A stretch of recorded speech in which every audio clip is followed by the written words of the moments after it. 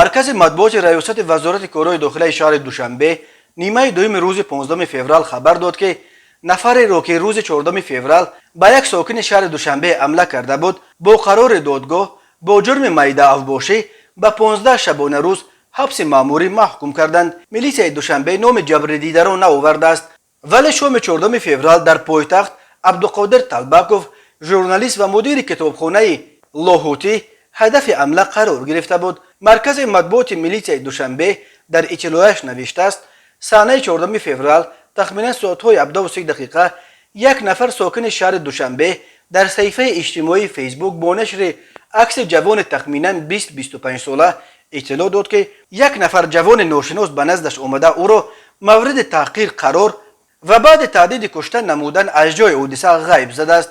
وابسته به سنجش خبر مذکور کارمندان با تجربه میلیسیای شهر دوشنبه سفربر کرده شده بعد یک ساعت حادثه نفر گمانبر را دستگیر و به مقامات میلیسیا دسترس نمودند. در نتیجه معین کرده شد که نفر دستگیر گردیده شهروند اسماعیلوف طغیان سال تولدش 1997 زاده و استقامت کننده نوعه فرخار جماعت دهات غیرت دهه دهقان‌آباد بوده موقتا در حدود نوعه سینای شهر دوشنبه استقامت دارد. با در نظر داشت حالت مذکور نسبت دستگیر شده اسماعیلوف طغیان طبق طلبات ماده 460 کودکس حقوق ویرانکنی مأموری جمهوری تاجیکستان پرونده مأموری ترتیب داده شده نسبتش با قرار سود حبس مأموری به مهلت 15 شبانه روز تعیین کرده شد. عین حال سنجش جهت معین نمودن دایره و علاقه و دست داشتن دستگیر شده اسماعیلوف طغیان به دیگر جنایت‌ها ادامه دارد. عبدالقادر طلبکوف مدیر کتابخانه شهری به نام لاهوتی که با بحث‌های تندش پیرامون مسائل گوناگون در شبکه‌های اجتماعی نام برآورده است شام 14 فوریه در دوشنبه مورد حمله لفظی یک جوان قرار گرفته است. عبدالقادر طلبکوف به پایگاه خبری بامداد گفت در نزد فروشگاه مروه در محله زرفشان شهر دوشنبه یک جوان به وی حمله آورده تهدید کشتن کرده است.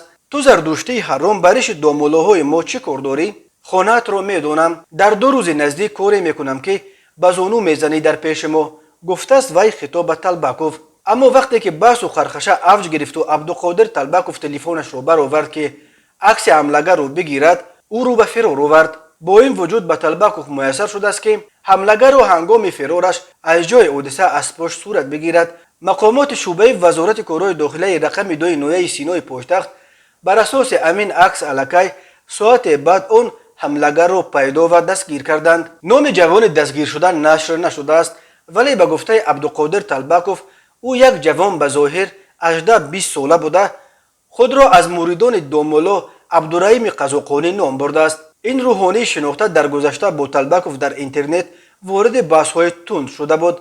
وقتی بازداشتش کردند منکر شد، زاری و التجا و حتی آب دیده کرد و گفت که گمراه هم کردند. نقل کرد عبدالقادر طلبکوف در صحبت با بامداد.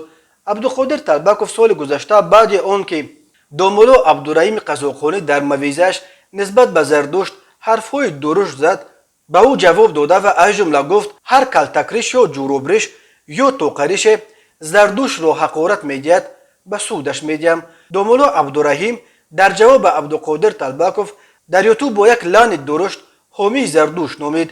عبدالقادر طلبکوف میگوید بعد آن مویزه دامولا عبدالرحیم مورد معرکه بدگویی و حمله های لفظی مریدان این روحانی قرار گرفته است. عبدالقادر طلبکوف در شبکه‌های اجتماعی در موضوعهای مختلف هم اجتماعی و هم سیاسی و هم مذهبی اظهار نظر میکند. او بسیاری از روحانیان تاجیک از جمله روحانیان شناخته را به خرافات پرستی و دین پرستی عیبدار میکند و زردشت را پیامبر برخواسته از میان ایران تباران نامیده از او گرم حمایت میکند. نظرها به بحث‌های طلبکوف در شبکه‌های اجتماعی یکسان نیست. او را برای جسارتش در مطرح کردن مشکلات داغ اجتماعی توصیف میکنند ولی نه همه با موقع‌گیری‌های او در مسائل مذهبی موافقند.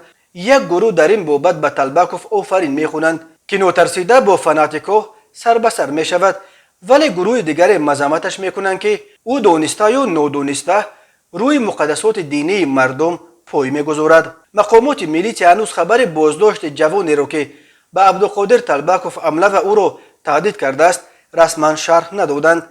نظر جوان دستگیر شده نیز دسترس نیست.